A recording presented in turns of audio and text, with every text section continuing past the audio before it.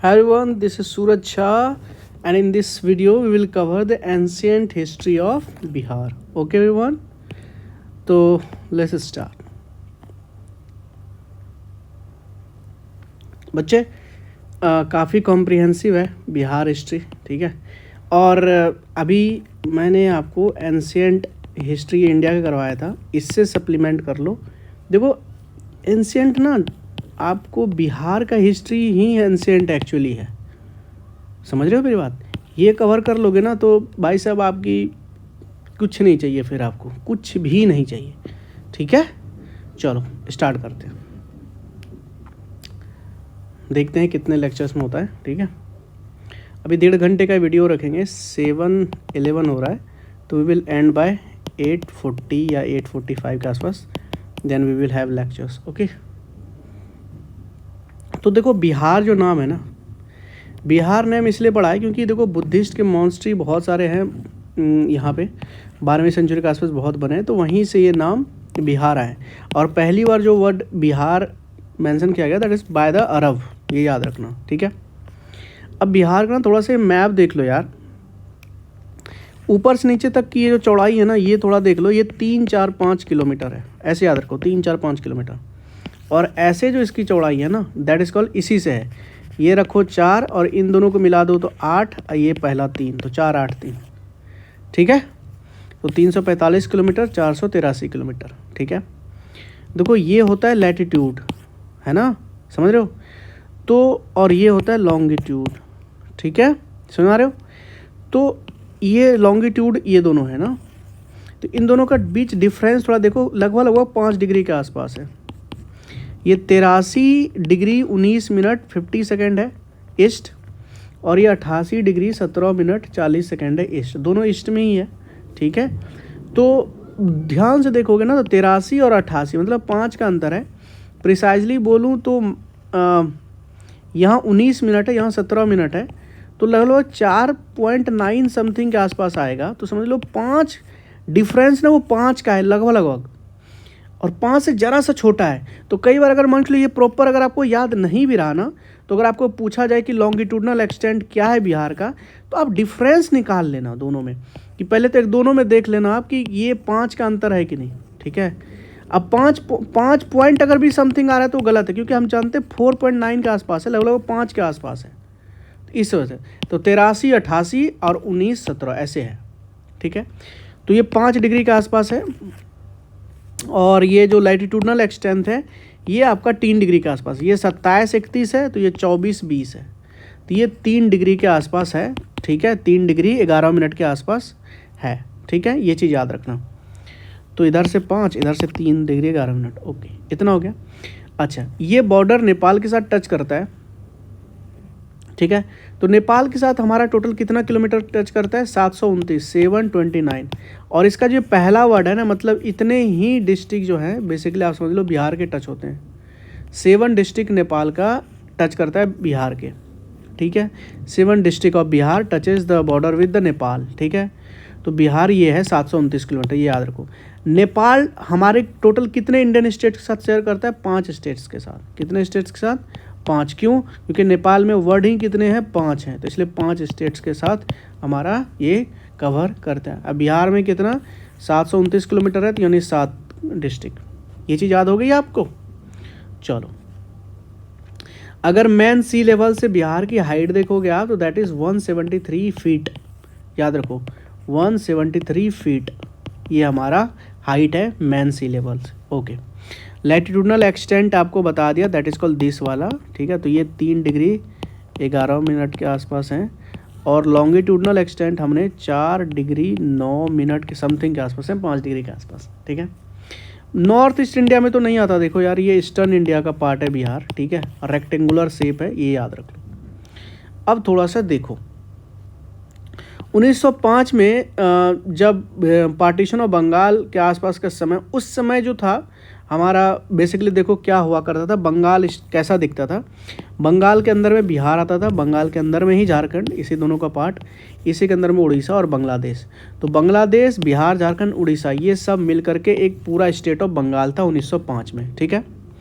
आगे आओ, आगे देखो 1 अप्रैल 1912 को बिहार कैसा दिखता था। 1 अप्रैल 1912 को यहाँ पे जब पार्टीशन हो गया तो ये बांग्लादेश हट गया, तो बचा क्या, उड़ीसा, झारखंड और बिहार। ये 1 अप्रैल 1912 की बात बता रहा हूँ, बिहार का यहाँ पे स्टेट का फॉर्मेशन हुआ। ठीक है, बिहार स्टेट का फॉर्मेशन कब हुआ, 1 अप्रैल 1912। याद रखो इसको, ये चीज़ याद रखनी है। 1 अप्रैल 1912 बिहार एज ए स्टेट का फॉर्मेशन हुआ है। ठीक है, बांग्लादेश से हट गया।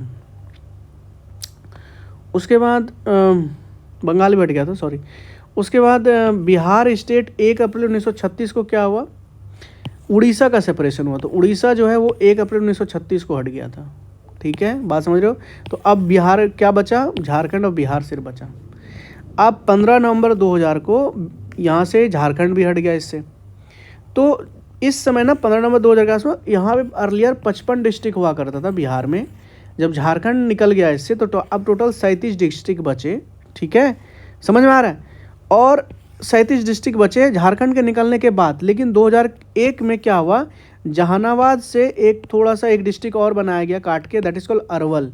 तो अभी टोटल बिहार में कितने हैं, 38 डिस्ट्रिक्ट है, याद रखो।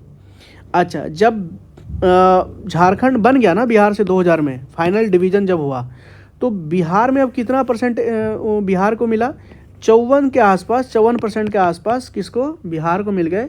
और बाकी जो हमारा 45.8% के आसपास ये झारखंड को चला गया। तो 37 डिस्ट्रिक्ट प्लस 18 डिस्ट्रिक्ट मिलाओगे तो 55 डिस्ट्रिक्ट होता है।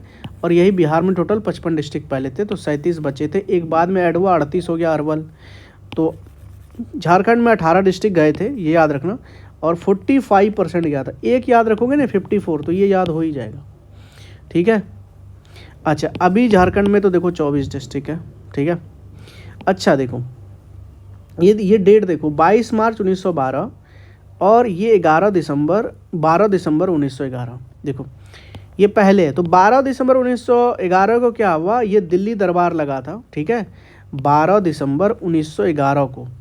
तो यहाँ पे ना बिहार जो सेपरेट स्टेट का अनाउंसमेंट हुआ था कि भैया होगा, ऐसा कुछ अनाउंसमेंट हुआ था 12 दिसंबर 1911 को। अनाउंसमेंट है ये, ठीक है, कि बिहार बनेगा दिल्ली दरबार में। तो दिल्ली दरबार कब लगी थी, 12 दिसंबर को। ठीक है, नोटिफिकेशन जो आ गया कि हाँ भाई बन चुका है, ये आपका आया कब, 22 मार्च 1912 को। 22 मार्च 1912 ये हमारा है, इसलिए foundation day, Bihar foundation day इसलिए 22 मार्च को मनाया जाता है। क्यों, क्योंकि 22 मार्च 1912 को नोटिफिकेशन आया था बिहार के फॉर्मेशन का। ये याद रह पाओगे। और अनाउंसमेंट कब हुआ था, 12 दिसंबर 1911, जिस दिन दिल्ली दरबार लगा था। ठीक है, बात समझ में आई, बात समझ में आई। और 1 अप्रैल 1912 को, 1 अप्रैल 1912 बिहार को Bihar as a state formed हो गया। ठीक है, समझ में आया कि नहीं। 22 मार्च को नोटिफिकेशन आ गया था कि हाँ बन गया है। ठीक है, और 22 मार्च के बाद 1 अप्रैल आता है ना, तो 1 अप्रैल को आपका प्रॉपर बन गया। ठीक है, चलो नेक्स्ट बिहार को थोड़ा सा देख लीजिए। और एरिया जो है बिहार का, that is called 94,163 kilometre square. याद रखना है इसको, 94,163 किलोमीटर स्क्वायर, 94,163 किलोमीटर स्क्वायर, ये याद रखना है। ठीक है, ये भारत का ना 2.86% है, इसको भी याद रखना है। भारत का कितना है, 2.86%। और इस हिसाब से, एरिया के हिसाब से बिहार का क्या पोजीशन है, 12th largest states of India है। ठीक है, याद रहेगा। पॉपुलेशन 2011 के सेंसस के हिसाब से कैसे याद रखोगे, देखो 10 करोड़ 41 लाख के आसपास है लगभग, मतलब 10, 40, 99 ऐसे याद रखो, 10, 40, 99। ठीक है, इसको आप 100 भी कर सकते हो, मतलब 10, 41 हो गया, 10, 40, 99। ठीक है, इस हिसाब से बिहार 3rd लार्जेस्ट है पॉपुलेशन के हिसाब से। एक ना बच्चा कंफ्यूज होता है कि देखो 2011 के हिसाब से सबसे जो डेंस हमारा है, सबसे पॉपुलेशन डेंसिटी में बिहार आता है ना।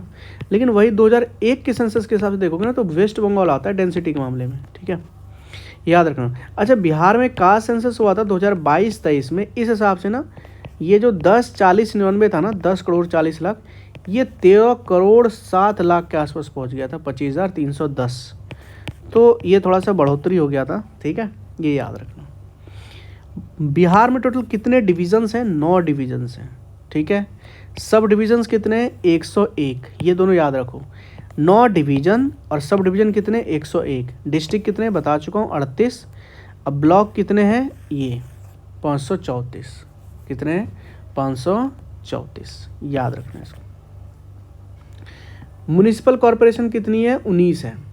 लास्ट जो बनी थी वो सहरसा है, ठीक है। लास्ट म्युनिसिपल कॉरपोरेशन, ये सबसे छोटा भी आई थिंक, हाँ 19वां। और सहरसा ऐसा था एक ऐसा म्युनिसिपल कॉरपोरेशन जो बिल्कुल पेपरलेस हो गया चुका है। म्युनिसिपल काउंसिल्स कितने? 88 है। देखो कॉरपोरेशन 19 है, लेकिन म्युनिसिपल काउंसिल्स कितने हैं? 88 है। बात समझ रहे हो? और नगर पंचायत कितने हैं? 154। तो ये डाटा मैं चाहता हूँ ना आप सामने लिख के रखो भाई। 9 डिवीज़न, 101 सब डिविजन्स, 38 डिस्ट्रिक्ट, 534 ब्लॉक, 19 में कॉरपोरेशन, 88 काउंसिल और नगर पंचायत 154। अच्छा, पुलिस डिस्ट्रिक्ट कितने हैं? वैसे डिस्ट्रिक्ट तो 38 है, लेकिन पुलिस डिस्ट्रिक्ट कितने हैं? 40। एक 2 एक्स्ट्रा कौन है? बगहा और नवगछिया। बगहा और नवगछिया 2 एक्स्ट्रा हैं पुलिस डिस्ट्रिक्ट, इसलिए 40 हो गया है, ये याद रखो। पॉलिटी देखोगे तो यहाँ 2 हाउस है, बाई कैमरल लेजिस्लेचर है, ठीक है। उसके बाद ये जो टोटल लेजिस्लेटिव असेंबली में सीट्स कितने हैं? 243, याद रखना। इस 243 सीट्स में से ध्यान सुनो, रिजर्व सीट्स कितने हैं? इस 243 सीट्स में से 243 लेजिस्लेटिव असेंबली में सीट है, इसमें से 40 रिजर्व्ड है। कितने रिजर्व्ड हैं? 40, जिसमें 38 जितने डिस्ट्रिक्ट है ना उतने SC के लिए हैं और 2 ST के लिए है।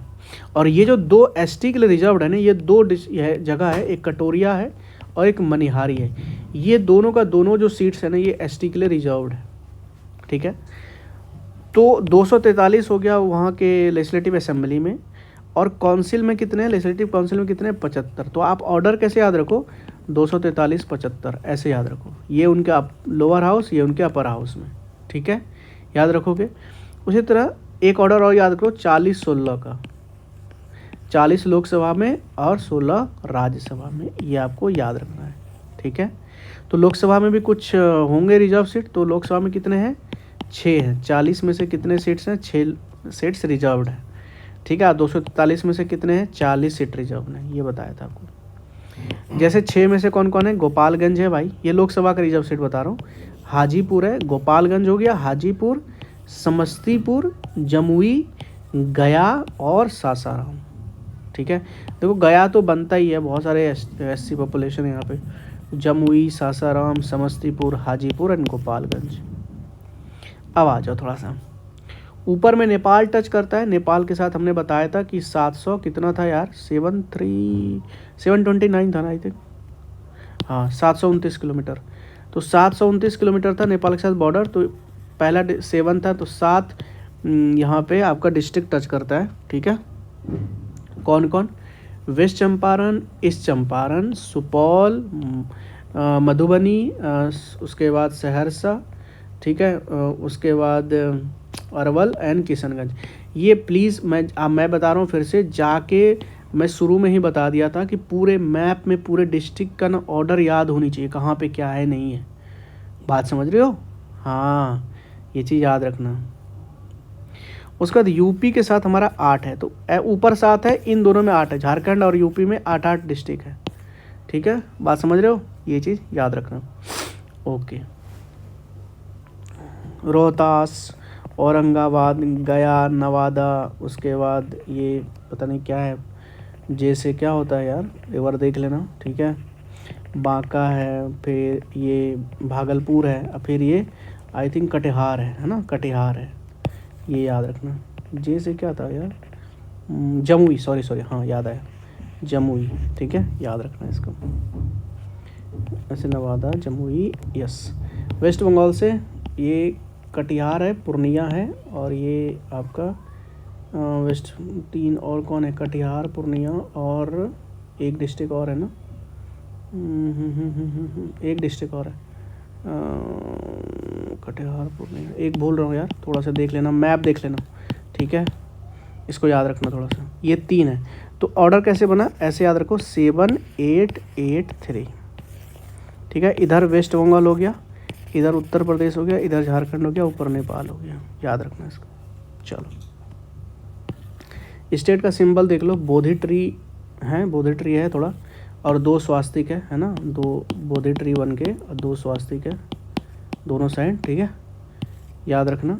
ट्री जो हमारा पीपल है यहाँ का, देखो अब ट्री है तो बोधि ट्री मत बोल देना यार, ध्यान देना, बोधि ट्री स्टेट का सिंबल है, ऑफिशियल ट्री नहीं है वो। ऑफिशियल जो हमारा स्टेट ट्री क्या है, पीपल है। फ्लावर क्या है, वो है मैरीगोल्ड, जिसको हम लोग शायद गेंदा बोलते हैं। ये 2013 में डिक्लेयर किया गया था।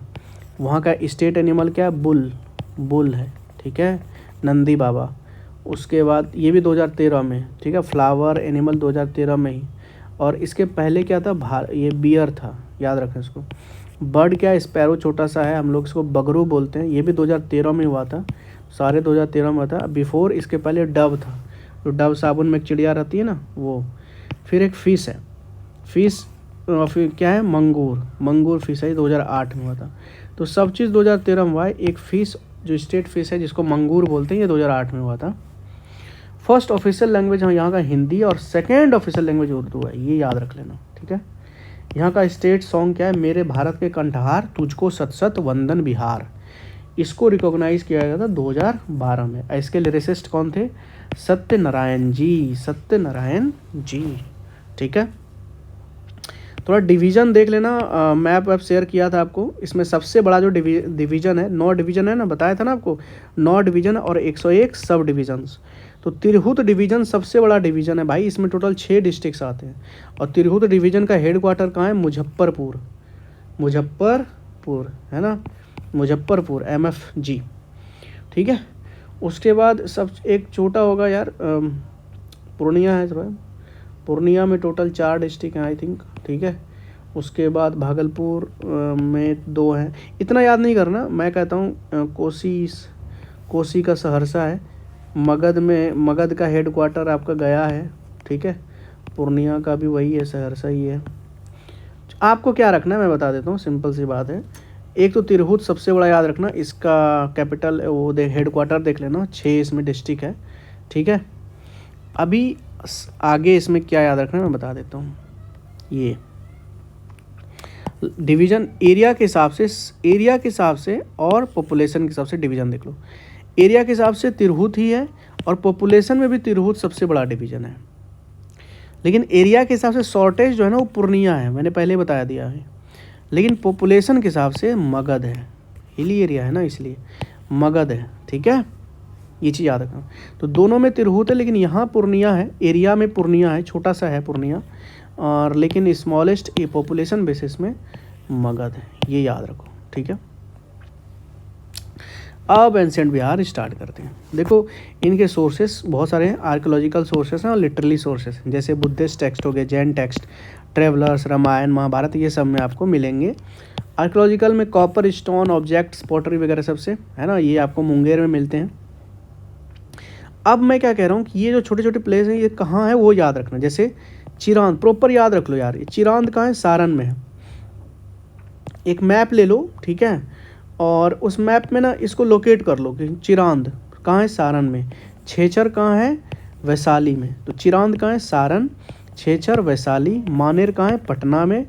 सोनपुर कहाँ है, सारण में। तो सारण में आपको 2 चीज़ मिलेंगे, एक सोनपुर और एक चिरांद।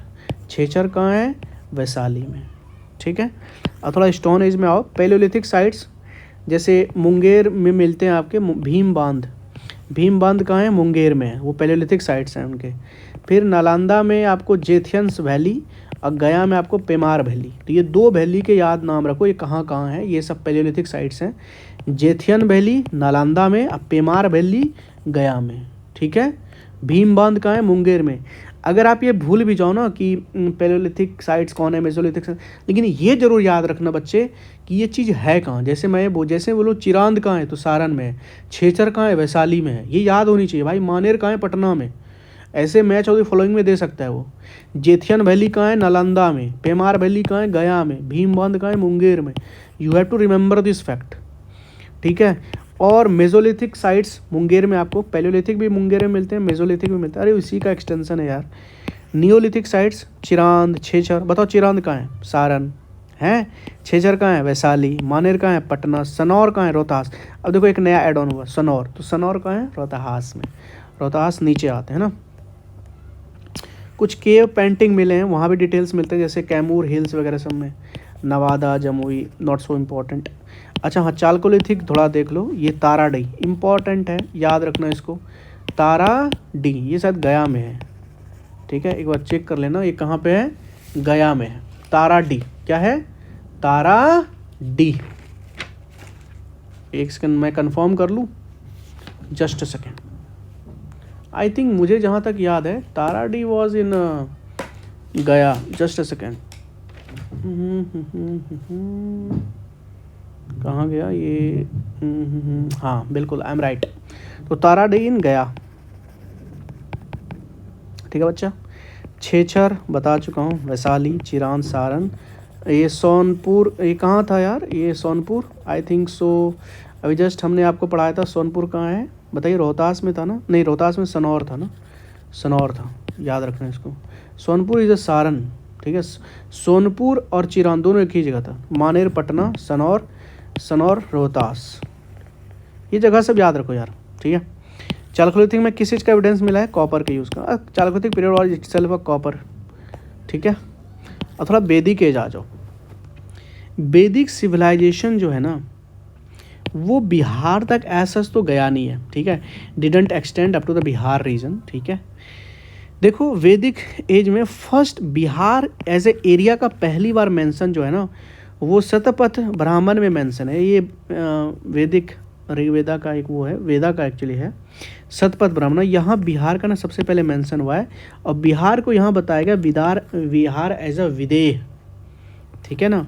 और विदेह जो है ना, ये तिरहुत वाला जो रीजन था ना, मिथिला रीजन, वो वाला चीज़ है, ठीक है।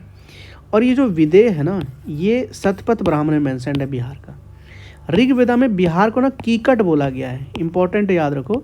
ऋग्वेदा में बिहार को कीकट, और वराहा पुराण में कीकट को ना इम्प्योर रीजन बताया गया है, ठीक है। तो ये याद रखना, कीकट या वृत्या, ये दोनों ऋग्वेदा में मेंशन किया गया बिहार को, और वराहा पुराण में इसी कीकट का मतलब होता है इम्प्योर रीजन, ठीक है, हाँ या नहीं।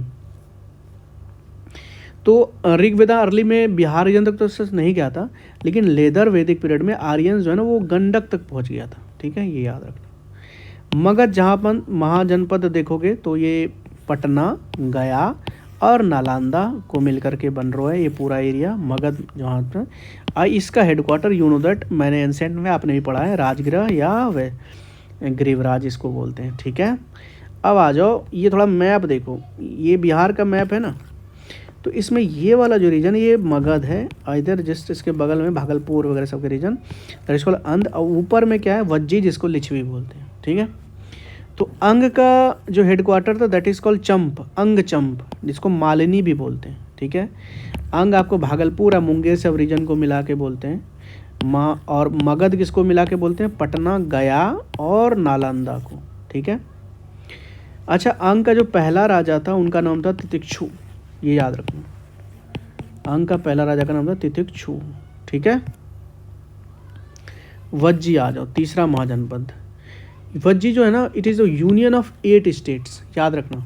Vajji as a union of state, और वज्जी को कहा जाता है as the first republic of the world, जहाँ पे जो रूलर्स होते थे उनको डायरेक्टली इनडायरेक्टली चूज होते थे, वो लोग उनको चूज करते थे। तो Vajji is known as the first republic of the world, union of 8 states. इसमें से मोस्ट फेमस जो था ना, वो लिच्छवी था, इसका कैपिटल वैशाली था, और वैशाली को फाउंड किया था किंग विशाल ने, ठीक है बच्चा। चलो, Magadh why so important? Magadh का अभी कैपिटल बता दिया, गरीबराज या राजगृह। ये सराउंडेड बाय ना 5 हिल्स, एक तो एग्रीकल्चर लैंड एरिया वगैरह सब है ना, उसके बाद स्ट्रेटजिक लोकेशन हो गया, मिनरल्स है ना, आयरन्स वगैरह सब। तो जो 5 हिल्स है उसमें कौन कौन से हिल्स है मैं बताता हूँ। देखो एक तो विवाहगिरी है, विवाहगिरी, उसके बाद उदयगिरी। तो विवाह का पति है उदय, ऐसे याद रखो। तो उदय ने ना सोना दिया इनको, ठीक है। सोना क्या एक रत्न है, तो रत्नागिरी, सोनागिरी, विवाहगिरी और विद्यागिरी। और उसके बाद है ये कि विपलांचल, है ना, विपांचल, विपलांचल, ये याद रख लो। तो 5 के 5 हैं, ये याद ना भी रहे तो पाई वेल्स तो पता ही होनी चाहिए। डिस्क्रिप्शन ऑफ मगध और अंग का, देखो ये 2 महाजनपद ऐसे जिसका मेंशन मिलता है हमें अथर्ववेद में। ये कितना इंपॉर्टेंट है कि मगध और अंग का अथर्ववेद में आपको मेंशन मिलता है। ठीक है, हाँ या नहीं? अथर्ववेद याद रखो।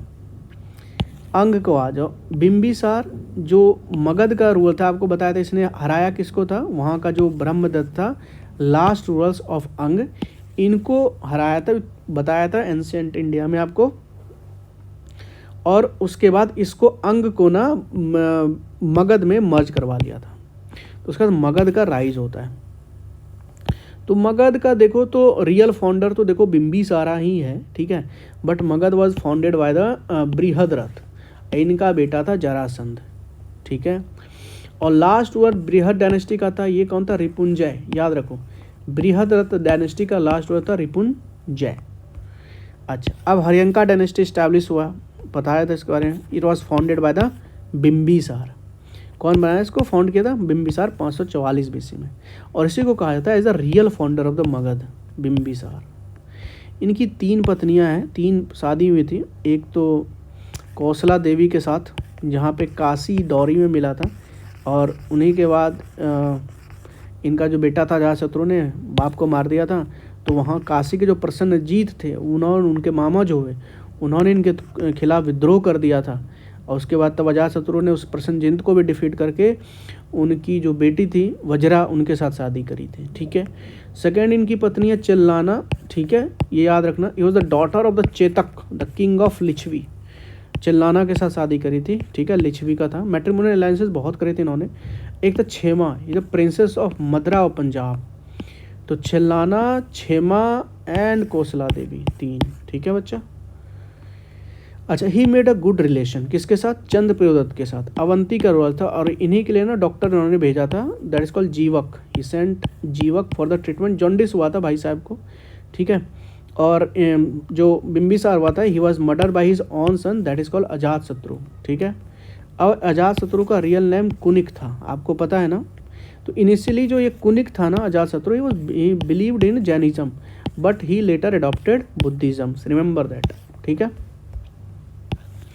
और इनके समय में फर्स्ट बुद्धिस्ट काउंसिल होते हैं। फर्स्ट बुद्धिस्ट काउंसिल कहाँ होते हैं? सप्तपर्णी केव में। सप्तपर्णी केव, ये केव बहुत इंपॉर्टेंट, बिहार में केव है, राजगीर में केव है, सप्तपर्णी केव में, यहीं पे 483 बीसी में होता है। तो first Buddhist council 483 BC, second हुआ था आई थिंक 383, थर्ड हुआ था 285, और फोर्थ हुआ था शायद 72 के आसपास, 80, ठीक है, ये याद रखना। तो सप्तपर्णी केव में हुआ था, ये राजगीर में है, ठीक है। और अजातशत्रु ने he defeated Vajji and Malla and also Prasenajit of Kashi and married to his daughter Prasanna का है वजीरा, बताया था आपको। तो याद रखना कि वज्जी और मल्ला को अजातशत्रु ने, क्या ही बताऊँ उदायन इन्होंने अपने बाप को मारा, दैट इज कॉल्ड अजातशत्रु। इसलिए बोला था ना कि ये जो Haryanka dynasty, that is called patricide dynasty, पिता को मारा था 460 के आसपास। कैपिटल इन्होंने, उदायन ने शिफ्ट किया था पाटलिपुत्र, टोल्ड यू ना, तो ये चीज़ याद रखना। और पाटलिपुत्र ये जो सिटी है, ये जो जगह है, यहाँ पे 3 रिवर का संगम है, that is called Ganga, Son and Gandak. याद रखना यार, बहुत कन्फ्लुएंस होता है यहाँ पे इन तीनों रिवर का, गंगा, सोन एंड गंडक। ये दोनों तो आपको हो सकता है याद भी रहे, ये कंफ्यूज करवाता है यहाँ बच्चा को, गंडक, ठीक है। उसके बाद लास्ट रूलर्स थे हरियंका डायनेस्टी का, दैट इज कॉल्ड नागदास, और इन्हीं को फिर शिशुनाग ने, you know that. Haryanka dynasty, इसको बोला जाता है पैट्रिसाइड डायनेस्टी, पितृहत्या यहाँ पे बहुत हुआ करता था, ठीक है।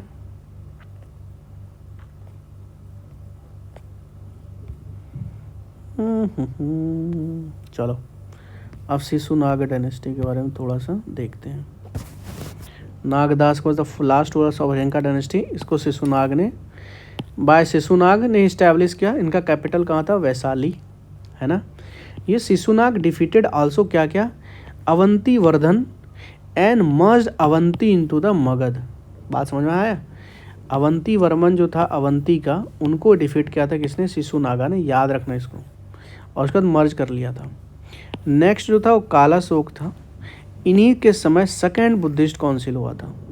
फर्स्ट अजातशत्रु के टाइम हुआ था, सेकेंड बुद्धिस्ट काउंसिल 383 में किनके समय हुआ था? कालाशोक के टाइम। और कालाशोक को कहा जाता है, ये he belong to the Shishunaga dynasty, remember this. Kalashoka belong to the Shishunaga dynasty. इनको कहा जाता है काकावर्ना, क्या बोलते हैं? Kakavarna, that is called Kalashoka. इन्होंने, कालाशोक ने पाटलिपुत्र को कैपिटल बनाया। तो उदायीन एंड प्लस कालाशोक, इन दोनों ने ना मगध का कैपिटल पाटलिपुत्र बना दिया था, ठीक है। अच्छा, he also merged Vatsa and Kaushambi into the Magadha, याद रखना इसको, ठीक है, रिमेंबर दिस। तो मैं फिर से बता देता हूँ एक बार। वज्जी एंड मल्ला को डिफीट किया था अजातशत्रु ने, ठीक है। अवंती को मर्ज मगध में किया था शिशुनाग ने। कालाशोक ने वत्स और कौसंबी को मर्ज किया था, ठीक है। लास्ट जो था वो नंदीवर्धन था, ठीक है, ये याद रखना। अब उसके बाद आता है नेक्स्ट, इसी नंदीवर्मन को नंदा डायनेस्टी फिर आए थे 344 ईस्वी में। इसको महापद्मनंदा ने इस्टेब्लिश किया था। इन्होंने एक टाइटल लिया था एक रथ या एक छत्र का, ठीक है। और उग्रसेन का भी लिया था। पाली टेक्स्ट में इनको उग्रसेन के नाम से जाना गया है। इन्होंने बोला था कि सारे क्षत्रिय सारे बुद्धिस्ट को मार के ख़त्म कर दूंगा। तो इनको, ठीक है, इनको पुराना में कहा जाता है कि second incarnation of Parashuram. Mahapadmananda के बारे में बताया गया कि is the second incarnation of Parashuram, ठीक है। मगध एक्सपेंडेड मोस्ट इन्हीं के टाइम पे, महापद्मनंदा के टाइम पे मगध ने सबसे ज़्यादा एक्सपेंड किया, remember this. Panini was the contemporary of Mahapadmananda, बता चुका हूँ, ठीक है, remember this, okay. Last was Dhanananda था। अलेक्जेंडर की आर्मी ने रिफ्यूज़ कर दिया था to cross the bridge due to the fear of the Magadha military power, ये बता चुका हूँ, ठीक है, ठीक है। इन्हीं के डर से भाई इतनी ज़्यादा इतना पावरफुल था ना। देखो सतलज उन्होंने पौरस को वहाँ पे डिफीट करके सतलज उन्होंने पार करके बीज की तरफ बढ़े थे, लेकिन उनके बाद उनको पता चला इतनी बड़ी आर्मी है भाई, तो उनके जो सोल्जर्स थे उन्होंने जाने से मना कर दिया, है ना। तो उनके वजह से उनका अगले 2-3 साल में उनकी मौत भी हो गई थी अलेक्जेंडर की। तो उसके बाद धनानंदा ने इंसल्ट किया था चाणक्य का, ठीक है, ब्राह्मण था एक, इनका बड़ा इंसल्ट किया था भरी सभा में। तो उन्हीं से आहत होकर के फिर उन्होंने चंद्रगुप्त मौर्य एक बच्चे को ना पढ़ाया लिखाया, शस्त्र सिखाया, विद्या दिया, और वही आगे जाके उनको चंद्रगुप्त बनवाया। और उसी चंद्रगुप्त मौर्य ने इस धनानंदा को बाय बाय करवाया, ठीक है। तो चंद्रगुप्त मौर्य ने इस्टेब्लिश किया था मौर्यन डायनेस्टी को 321 बीसी में। कितने बीसी में? 321 बीसी में, याद रहेगा। चलो, चंद्रगुप्त मौर्य, इसको ना जस्टिन और स्ट्रैबो में सेंधक्रोतस के नाम से या एंधक्रोटस, इनको नाम से जाना जाता था उधर के रीजन में, ठीक है। सेंधक्रोतस और एंधक्रोटस, ये दोनों के नाम से चंद्रगुप्त मौर्य को ही जाना जाता है। अब ये मत याद रखना, बड़ा थोड़ा डिफिकल्ट है, कहने का तो कुछ भी हो सकता है यार। सेंधक्रोतस इनको बोला गया बाय जस्टिन स्ट्रैबो ने, और इनको कंफर्म किया था विलियम जोन्स ने भी कर दिया था। हाँ भाई, यही ये जो सेंधक्रोतस है और एंधक्रोतस है, ये रेफर किया गया किसको? चंद्रगुप्त मौर्य को ही बोला गया है। इसका कंफर्मेशन कौन दिया है? विलियम जोन्स ने, ठीक है, ये याद रख सकते हो। इनका वॉर हुआ था चंद्रगुप्त मौर्य का सेल्यूकस निकोतर के साथ, इनको डिफीट किया था, लेकिन बाद में फ्रेंडशिप भी कर ली थी इन्होंने 305 बीसी में। और ये इसके बाद इनको काबुल, कांधार, माखन और हेरात, ये 4 इनको मिला था, ठीक है। इनकी एक बेटी थी हेलेन कॉर्नेलिया, इनके साथ चंद्रगुप्त मौर्य ने शादी भी कर लिया था, ठीक है बच्चा। अच्छा, उसके बाद पूरा चंद्रगुप्त मौर्य का जो पूरा का पूरा साम्राज्य था बच्चा, वो इधर ईस्ट में देखोगे तो बंगाल तक था। बंगाल मतलब समझ लो बहुत दूर तक, ऊपर हिंदुकुश माउंटेन, इधर आपका सौराष्ट्र के आसपास वेस्ट में, और ईरान, कर्नाटका नीचे तक है वो, ठीक है। ये चंद्रगुप्त मौर्य का एम्पायर था, इतना बड़ा, ठीक है। He was the follower of the Jainism. Sallekhana इन्होंने जा करके ले लिया था बाद में। He ended his life, Sallekhana, ठीक है। और कहाँ पे? एक चंद्रगिरी माउंटेन है कर्नाटका के श्रवणबेगोला में, ये माउंटेन याद रख लो, ठीक है। चंद्रगिरी 12 साल का फेमीन आया था भाई, चले गए थे ये छोड़ छाड़ के। नेक्स्ट आते हैं बिंदुसार, उसके बाद अशोका आते हैं। तो बिंदुसार, अशोका के पिताजी के नाम बिंदुसार हैं। इनका नाम ना अमित्रघात दिया था, या अमित्रघात मतलब दुश्मनों को जो छोड़ते नहीं हैं, उनका जो घात करता है, उनकी जो इनेमी है, ठीक है, Amitraghata, killer of the enemy. और इसको बोलते हैं सिंह सेन भी, ठीक है। He sent his son Ashoka to suppress the rebellion in Taxila. तो अशोका को भेजा गया था तक्षशिला में, याद रखना इसको, याद रख पाओगे, याद रखना। तक्षशिला भेजा गया था कि भाई जाइए वहाँ पे रेबेलियन सप्रेस कीजिए। और बिंदुसार ने आजीविका सेक्ट का फॉलोवर था। देखो चंद्रगुप्त मौर्य जो बिंदुसार के पिताजी थे वो जैनिज्म के थे, बिंदुसार आजीविका के थे, और अशोका जो थे ये बुद्धिज्म के थे। मतलब एक ही में, अगर अशोका के जो दादा थे that is called Chandragupta Maurya, इन्होंने जैनिज्म अपनाया। अशोका के जो पिताजी थे दैट इज़ कॉल्ड बिंदुसार, इन्होंने आजीविका अपनाया। और अशोका ने क्या अपनाया, बताइए जी, बुद्धिज़्म। तो एक ही फैमिली में 3 अलग अलग रिलीजियंस है, ठीक है बच्चा।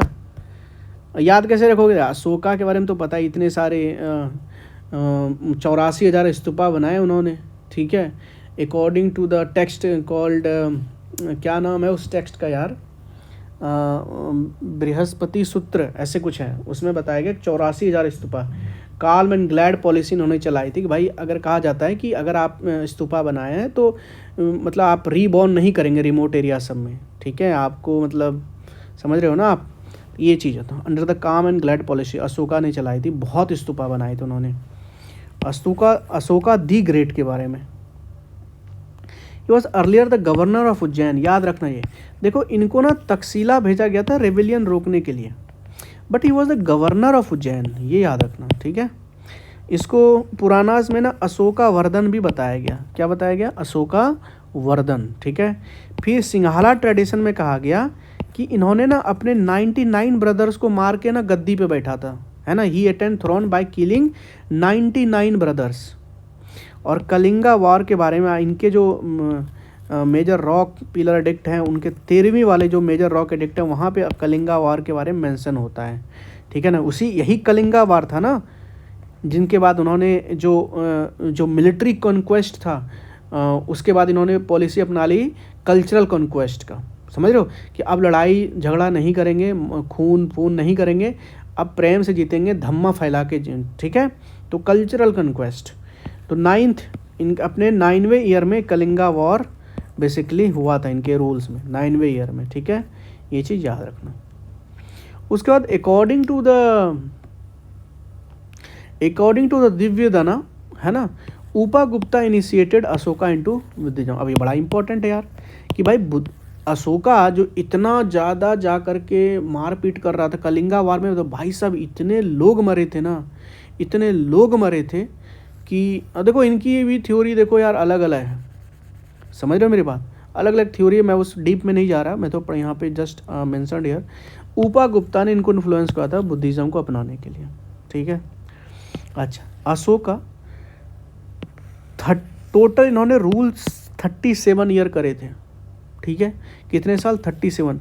और इसी 37 ईयर के रूल में 9वें ईयर में इन्होंने कलिंगा वॉर की थी। तो देखो इसके बाद जब मारपीट छोड़ दी, कितना साल तक रूल किए थे। 3rd बुद्धिस्ट काउंसिल अशोका ने किया था पाटलिपुत्र में, ठीक है। फिर लास्ट रूलर्स जो थे इस चंद्रगुप्त मौर्यन डायनेस्टी के, वो थे बृहद्रथ, ठीक है।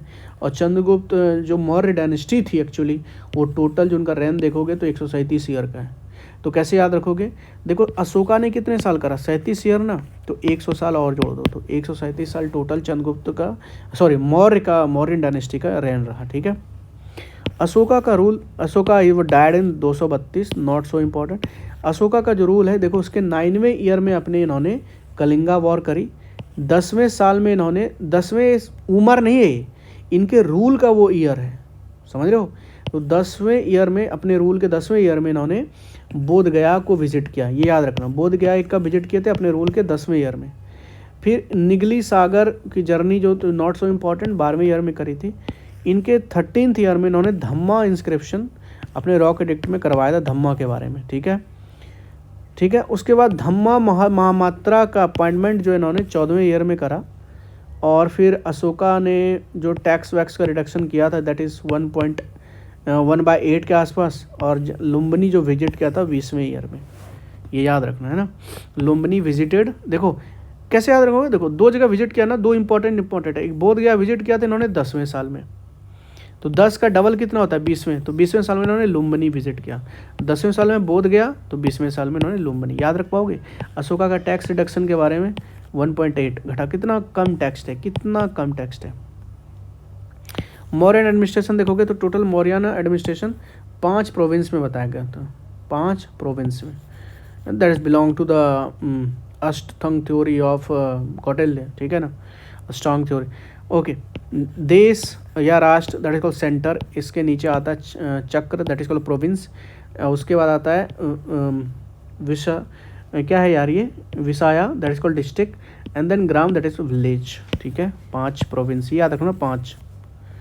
अकॉर्डिंग टू द कौटिल्य ना, टोटल नंबर ऑफ मैन तीर्थ ऑफिसर कितने हुए करते थे, दैट इज कॉल्ड 18, ठीक है, ये याद रखना। टोटल जो ऑफिसर्स हुए करते थे इन मौर्यन डायनेस्टी दैट कॉल्ड 18, ठीक है। कुछ याद रखो, जैसे मैं चाहता हूँ कि सबसे पहले अपना सीताध्यक्ष के बारे में याद रखो। ये ऑफिसर जो थे, क्या इनका काम क्या था, ये स्टेट का जो एग्रीकल्चर डिपार्टमेंट है ना उसको संभालेगा, सीताध्यक्ष, ठीक है। समझ में आ रहा है कि हाँ या नहीं बताओ। उसके बाद सन्निधाता जो है ना, सन्निधाता ये स्टेट ट्रेजर को देखेगा, स्टेट ट्रेजर को, ठीक है। उसके बाद समहर्ता जो है ना वो रेवेन्यू डिपार्टमेंट का हेड होगा, समहर्ता रेवेन्यू डिपार्टमेंट, सन्निधाता ट्रीजर स्टेट ट्रेजर के बारे में, ठीक है। उसके बाद सीताध्यक्ष स्टेट एग्रीकल्चर डिपार्टमेंट संभालेगा, ठीक है ना। इसके बाद है पान्याध्यक्ष, है ना, पान्याध्यक्ष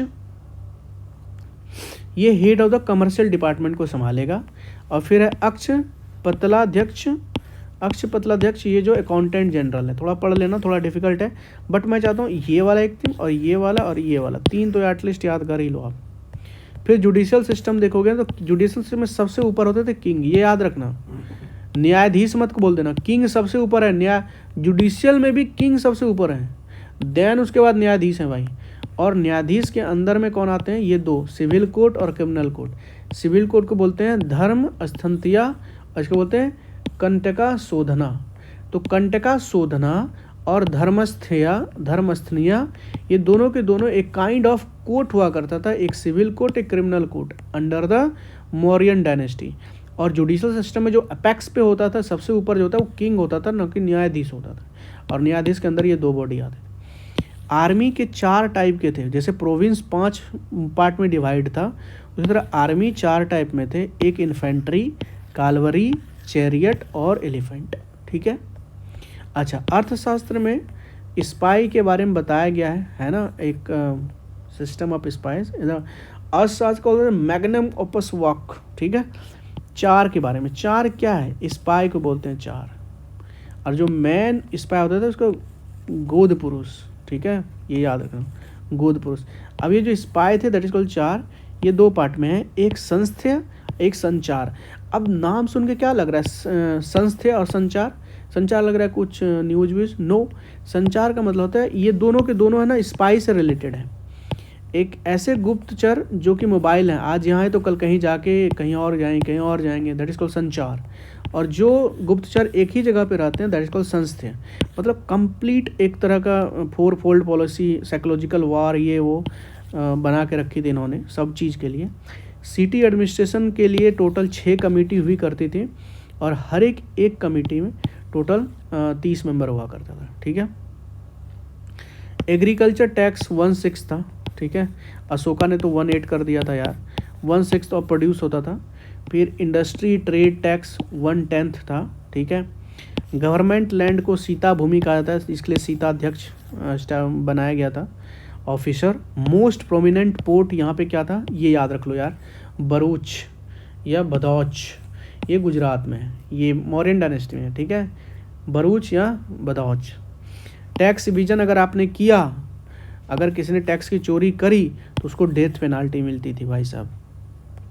अच्छा, यहाँ पे मौर्यन डायनेस्टी में जो अक्षिणी फाउंड हुआ करता था, ये दीदारगंज पटना में, ये जैन का वो है, क्या कहते हैं, मंदिर है, दीदारगंज पटना, ठीक है। फिर जैन तीर्थंकर फाउंड हेयर इस लोहनपुरी, वो भी पटना में, एक जैन का तीर्थंकर है ना, वो यहाँ पे मिलता है, ठीक है। चलो समझ में आया। अब थोड़ा बुद्धिज्म के बारे में देखो। सर एडविन आर्नोल्ड, इसने बुद्धा को क्या बोला? Light of the Asia. Sir Edwin Arnold ने बुद्धा को बोला light of the Asia. During renunciation, इन्होंने अपने घर कितने इसे छोड़ दिया था? 29 की उम्र में, ठीक है। और इनलाइटमेंट इसको कब मिला? 6 साल के बाद, दैट इज कॉल्ड 29/6/35 साल में, ठीक है, याद रखना इसको। इनके जो पहले टीचर्स थे after renunciation, that is called, ये कलाम साहब थे, है ना, आलर कलाम, वैशाली के थे ये। सेकेंड टीचर थे उदका रामपुत्ता, ठीक है, समझ में आ रहा है। बुद्धा को ना तथघट भी कहा गया है, समझ रहे हो, बुद्धा का दूसरा नाम तथघट भी है और बुद्धा भी है, ये याद रखना यार। अच्छा, वैशाख पूर्णिमा था उस दिन बोध गया में, ठीक है। On the bank of Phalgu या निरंजना रिवर, इसी का एक वो है, ऑफसेट है river, under the people tree he got enlightenment. तो किस रिवर के किनारे? फल्गु या निरंजना रिवर के किनारे, under the people tree in बोध गया, ये आपका पूर्णिमा का दिन था वो, ठीक है। Buddha gave the most of this sermon in Shravasti, ये मैं चाहता हूँ आप याद रखो। इन्होंने मोस्ट ऑफ दिस सरमन, जो ज्ञान इन्होंने दिया है वो श्रवस्ती में दिया है। श्रवस्ती मतलब कोई वो नहीं है, श्रवस्ती जगह है। मोस्ट, पहला सरमन सारनाथ में दिया था, याद है, लेकिन ज़्यादा से ज़्यादा जो है इन्होंने मोस्ट ऑफ दिस जो सरमन दिया है, किस जगह दिया है? श्रवस्ती में। Shravasti is the capital of Kosala, ठीक है। अच्छा, बर्थ का ना कुछ साइन देखो, जैसे बर्थ का साइन है लोटस, ठीक है। रिनंसिएशन का है वो क्या कहते हैं, आई थिंक घोड़ा वोड़ा है, ठीक है, अभी देखेंगे हम लोग। यूथ फेज का वो बोलते हैं बुल, कैसे याद रखोगे? अरे बुल ही तो रहते हैं यूथ, ठीक है। रिनंसिएशन का है घोड़ा, हॉर्स। निर्वाणा का मतलब होता है कि ये जो पीपल ट्री है वो उनका साइन निर्वाणा है, कि अब निर्वाणा अटेंड कर लिया आपने, पीपल ट्री, बोधि का ट्री। फर्स्ट सरमन को ना यहीं पे, फर्स्ट सरमन जब इन्होंने दिया था सारनाथ में, तो वह उसी को बोलते हैं ना धर्म चक्र परिवर्तन, तो वो व्हील से दिखाया गया धर्म चक्र परिवर्तन फर्स्ट सरमन को, ठीक है। निर्वाणा जब लिया था इन्होंने, तो इसको पीपल ट्री या बोधि ट्री से, और जब इनका डेथ होता है तो डेथ को ना स्तूपा से दिखाते हैं, डेथ को स्तूपा से। 483 BC में इनका डेथ हुआ था। कहाँ पे? कुशीनगर, मल्ला डायनेस्टी के अंदर आता था, मल्ला रीजन में कुशीनगर। 80 साल ये जिए भाई साहब टोटल।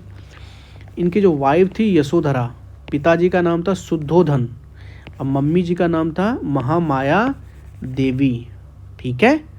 किस क्लैन से बिलोंग करते थे? ये belong to the Shakya clan. इनकी वाइफ का नाम क्या था? यशोधरा, ठीक है, ये बता चुका हूँ। अच्छा, इनके बुद्धिज्म में टोटल 3 रत्न है, जिसको हम बोलते हैं बीडीएस, मतलब बुद्ध धम्म संघ, बीडीएस। जिस तरह जैन में KFC है ना, right knowledge, right faith, right conduct, उसी तरह इसमें भी BDS है, that is called Buddha Dhamma संघ, ठीक है। हर्मिका छत्री में 3 ये है ना, एक बुद्ध है, एक बुद्ध है, धर्म है, छत्री है, ठीक है। याद रखना कि यूथ स्टेज को बुल से रिप्रेजेंट करते हैं, बर्थ को लोटस से, डेथ को स्तूपा से, निर्वाणा को बोधि ट्री से, सरमन फर्स्ट सरमन जो उसको व्हील से, धर्म चक्र परिवर्तन, याद रखना। अब ये जरा याद कर लो बुद्धिस्ट काउंसिल, पहला, दूसरा, तीसरा, चौथा। पहला देखो, पहले याद करो, 483 1 साल घटा दो, 100 साल घटा दो, 383, फिर 250 में हो गया तीसरा, चौथा 72 AD में। ये सब BC में था, ये AD में। ऐसे याद करो, पहले ये याद करो, ये हो गया। अब उसके बाद याद रखो RVPK, मतलब राजगिरहा, वैशाली, पाटलिपुत्र और कुंडलग्राम कश्मीर जिसको बोलते हैं। तो RVPK, राजगृहा, वैशाली, पाटलिपुत्र और कुंडलग्राम। अब ये जैसे आपने याद किया ना, रूरल्स अपने आप याद हो जाएंगे। क्यों? राजगृहा में कौन थे? अजात शत्रु। वैशाली में कौन थे? Kalashoka. Kalashoka belong to the Shishunaga dynasty, ठीक है। पाटलिपुत्र में कौन थे? अशोक। और कश्मीर में कौन थे? कनिष्क। याद रहेगा। तो आज और यहाँ पे जो प्रेसिडेंट थे वो कौन थे? प्रेसिडेंट जो भी कहो, अजातशत्रु के समय थे महाकश्यप। तो ये एक से याद रखो, अजातशत्रु महाकश्यप। कालाशोक के समय साबाकामी। मतलब कैसे याद रखोगे? सभी के सभी काले हैं, साबाकामी, साबाकामी सभी काले, है ना। अजातशत्रु महाशीलकांटका, याद है अजात? हाँ, इनके पास एक स्पेशल वॉर इंजन हुआ करता था, महाशीलकांटका। महान योद्धा थे महाकश्यप इनके समय। अशोका मोंगी, मोंग था ये, अशोका मोंग पुत्र टिस, अशोक टिस, मोंग पुत्र टिस। और कनिष्का किसमें? वासुमित्र थे। Kanishka Vasumitra, Kanishka is a mitra, Kanishka is a mitra, Vasumitra. But यहाँ पे एक वो है, यहाँ पे फोर्थ बुद्धिस्ट काउंसिल में ना एक वाइस चेयरमैन भी था, ये बड़ा पूछता है यार। ये था अश्वघोष, रिमेंबर दिस फैक्ट, ठीक है। चलो, ये बुद्धिज़्म पूरा का पूरा कंप्लीट हो गया। अब मैं पढ़ाऊंगा जैनिज्म, ठीक है। ओके बच्चों, जैनिज्म में इनका रियल फाउंडर जो था वो महावीर था, याद रखना इसको। ये 24वें तीर्थंकर थे महावीर, ठीक है, ये याद रखना। पहले जैनिज्म का जो वैसे फाउंडर है वो तो ऋषभ देव है जो पहले थे, लेकिन रियल फाउंडर महावीर है जो 24वें तीर्थंकर थे, और ये तो पहले हैं। और इनको आदिनाथ या बृहस्पति, ये जो है ना वृषभानाथ के नाम से भी जानते हैं। ये फर्स्ट तीर्थंकर थे 24 में से, याद रहोगे। चलो, तो 24 में कौन थे? महावीर। तो इससे जस्ट पहले कौन थे? पार्श्वनाथ। पार्श्वनाथ का जन्म काशी में हुआ था। और ये पार्श्वनाथ ने इनलाइटनमेंट कहाँ लिया था? संवत पर्वत पे। ये आई थिंक, मेरे को जहाँ तक पता है शायद झारखंड में, एक बार चेक कर लेना, चेक कर लेंगे, है ना। महावीर जो है, महावीर मैन, चूँकि मैन फाउंडर हैं जैनिज्म के, तो इनकी मम्मी का नाम जानते हैं, जिस तरह बुद्धा के बारे में जान रहे थे, है ना। बताइए, बुद्धा की मम्मी का नाम क्या था? शुद्धोधना था ना आई थिंक, और उनकी वाइफ का नाम यशोधरा। हाँ, बहुत अच्छे। कहाँ गया यार, ये रहा। तो महावीर की मम्मी का नाम था त्रिशला। ये लिच्छवी रिपब्लिक से बिलोंग करते थे, फर्स्ट रिपब्लिक, बज्जी के अंदर। इनके पिताजी का नाम था सिद्धार्थ। अब देखो कैसे याद रखोगे, सिद्धार्थ ना उनको ही बोलते हैं, मतलब बुद्धा के बचपन के नाम सिद्धार्थ ही था। तो मतलब जैनिज्म के बाप का भी नाम, पिताजी का नाम क्या था? उनके पिताजी का नाम था महावीर जी के सिद्धार्थ, ऐसे याद रखो। वाइफ का नाम यशोदा, कितना बढ़िया नाम है, यशोदा। कृष्ण जी की मम्मी का भी नाम था यशोदा, ठीक है। और इनका एक सन इन लॉ था, इनको बोलते हैं जमाली। ये इंपॉर्टेंट है, ये पूछ लेता है। इनके सन इन लॉ का नाम क्या था? Jamali. He was born in 599 BC and death in 527, ठीक है, ये चीज़ याद रखना। वो बुद्धा 80 साल तक जिए थे, ये जो महावीर थे 72 साल। पावापुरी में, वो मल्लाड कुशीनगर में उनका डेथ हुआ था बुद्धा का, इनका पावापुरी में at the age of 72। Buddha ने अपना घर जो छोड़ा था वो 29 साल के एज में। इस भाई साहब ने महावीर जी ने, भाई साहब क्यों यार, भगवान है हमारे, 29 में बुद्धा ने छोड़ा था। महावीर जी ने कब छोड़ा था? 30 में, ठीक है। बुद्धा को इनलाइटमेंट 6 साल बाद मिला था, यानी 29 के बाद 6 साल 35 होता है। तो इनको ना 30 साल में इन्होंने घर छोड़ा था, तो इनको 12 साल लग गए थे। उनको 6 साल लगा था, तो इनको 12 साल लगा था। तो 30 और 12 कितना होता है? 42। तो इनलाइटनमेंट 42 साल में मिला था। उनको पीपल ट्री के अंदर मिला था, तो इनको साल ट्री के अंदर मिला था। उनको रिपुंजिया रिवर, जिसको हम लोग फल्गु रिवर बोलते हैं, निरंजना रिवर, इनको मिला था ये रिजु पालिका रिवर के पास, ठीक है। जाम्बविका ग्राम के आसपास इन्होंने उनको मिला था, याद रखना। इनके अंदर भी 3 इनका प्रिंसिपल है, that is called KFC, 3 jewels, right knowledge, right faith, right conduct, KFC, ठीक है।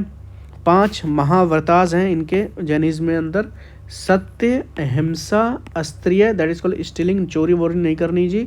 अप्रग्रह, that is called wealth accumulation नहीं करनी है। और ब्रह्मचर्य रहना है, दैट इज कॉल्ड। और ये देखो, ये जो 5 के 5 वो है ना बच्चा, महाव्रताज, सत्य, अहिंसा, अस्त्रिय, अपग्रह, ठीक है। और एक ये ब्रह्मचर्य, ये 4 तो पहले से थे। और एक लास्ट वाला जो था ना ब्रह्मचर्य, ये ऐड किया था महावीर ने, याद रहेगा बच्चा। चलो, अब मैंने जैसे बुद्धा में आपको बताया था कि जन्म को लोटस से दिखाया गया, डेथ को स्तूपा से दिखाया गया, धर्मचक्र परिवर्तन फर्स्ट सरमन को आपको व्हील से दिखाया गया, है ना। उसके बाद रिनाउंसिएशन को घोड़ा से दिखाया गया, दिखाए थे, बताया था नहीं सब। अब ऋषभ यहाँ पे ना अलग अलग जो 24 तीर्थंकर हैं तो उनको ना अलग अलग उनका सिंबल है। जैसे ऋषभ देव जो तो पहले थे उनका ना बुल है, पहले जो थे बुल है, और ये जो बुल है ये बिहार का स्टेट वो भी है, ठीक है, एनिमल भी है। फिर जो दूसरा थे ना अजीतनाथ, अजीतनाथ जो ना दूसरा तीर्थंकर थे, इनका एलिफेंट है। तो ऋषभ देव का आप याद रखो बुल है, अजीत भाई साहब का एलिफेंट है, ठीक है। उसके बाद पार्श्वनाथ का जो 23वें शंकर जी थे, पार्श्वनाथ जी के सरपेंट थे, मतलब सांप थे, और महावीर जी के लायन थे। नाम ही महावीर है तो लायन ही होंगे ना। पार्श्वनाथ जी के सरपेंट है, पारसनाथ सा आ गया तो सांप आ गया, महावीर आ गया तो लायन हो गया, अजीतनाथ आ गया तो एलिफेंट हो गया, ठीक है। ऋषभ देव है तो बुल हो गया, दैट्स इट। उन्होंने बुद्धा जी ने फर्स्ट सरमन कहाँ दिया था? सारनाथ में। और मोस्ट ऑफ द सरमन कहाँ दिया था बताइए? जहाँ तक मुझे याद आ पा रहा है श्रावस्ती में दिया था। और first sermon Janice Mahavir ji ने राजगृह में दिया था। उन्होंने सारनाथ में दिया था, इन्होंने राजगृह में दिया है, ठीक है। उनका सब चीज़ बताया था आपको, चीज़ें सब। इनके जैन काउंसिल में 3 जैन काउंसिल, बुद्धा में 4 हुए थे, इनके जैन काउंसिल 3 हुए। पहला, दूसरा, तीसरा। पहला हुआ था 310 में, दूसरा हुआ था 512 में। देखो 3 नहीं है बच्चा, आई एम सो सॉरी, 2 ही है, ठीक है, 2 ही है। जैन काउंसिल टोटल 2 है, उनके 4 हैं तो यहाँ 2 ही है। पहला हुआ था 310 में BC में, और दूसरा हुआ था 512 AD में।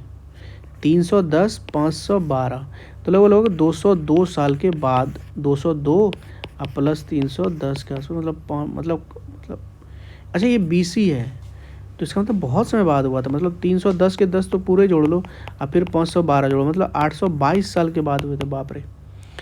तो 310 BC में पाटलिपुत्र में हुआ था, दूसरा वल्लभी में हुआ था, ये याद रखो। पहला जैन काउंसिल पाटलिपुत्र में, दूसरा वल्लभी में, ठीक है। पहला जो करवाया था ये चंद्रगुप्त मौर्य के टाइम पे हुआ था, इन्होंने पैटर्नाइज किया था। और यहाँ जो प्रेसिडेंट मॉन्क थे वो थे स्थूलभद्र। दूसरा जो हुआ था इनके बारे में डिटेल नहीं है, लेकिन यहाँ पे जो मॉन्क था देवर्दी है, ये याद रखना। वल्लभी गुजरात में हुआ था, गुजरात देवर्दी, ठीक है, याद रखना इसको। पहला जो जैन काउंसिल हुआ था यहाँ पे डिवीज़न हुआ था इनटू दिगंबराज, है ना, समझ रहे हो, यहाँ डिवीज़न हुआ था ना श्वेतांबराज एंड दिगंबराज में। तो दिगंबरा को लीडर कौन थे? बृहदबाहु। दिगंबर के लीडर कौन थे? मतलब ये दिगंबर हैं भाई, ये कोई कपड़ा नहीं पहनते, नेकेड क्लैन इसको बोलते हैं। दिगंबरा इसके लीडर थे इनके। फिर एक श्वेतांबरा थे जो वाइट क्लैन जिनको बोलते हैं हम लोग, ठीक है, वाइट क्लोथ ये पहनते थे। इन्होंने चेंज को एक्सेप्ट किया था श्वेतांबरा ने, इन्होंने बोला नहीं भाई हम असली जो है ना वही रहेंगे, ठीक है। तो ये स्थूलभद्र के अंदर थे। तो स्थूलभद्र ने श्वेतांबरा को, कैसे याद रखोगे? श्वेतांबरा में भी ऐसा आता है, स्थूलभद्र में भी ऐसा आता है। दिगंबराज में भद्रबाहु, ऐसे याद रखो, ठीक है बच्चा।